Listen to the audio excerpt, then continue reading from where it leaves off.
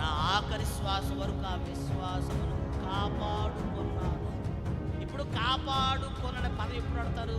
ప్రమాదం ఉన్నప్పుడే మాట్లాడింది. అంటే పౌలు ఏమంటున్నాడు? నా విశ్వాసము పాడైపోయి ప్రమాదాలు ఎన్నో వచ్చాయి, కానీ నా భక్తితో నేను కాపాడుకున్నాను.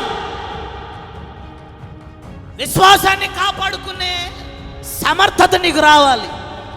విశ్వాస జీవితాన్ని కాపాడుకునే సమర్థత నీకు లేనప్పుడు చేతగానే వ్యక్తి ప్రభు మనకు పేరు పెట్టుకోవచ్చు. చేతగానోడే చెడిపోయేది, చెడిపోయినోడే చెదరగొట్టేది.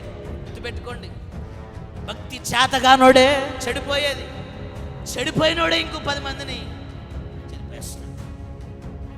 విశ్వాస జీవితాన్ని కాపాడుకోవటం అనేది ఎంతో అమూల్యమైన విషయం అండి.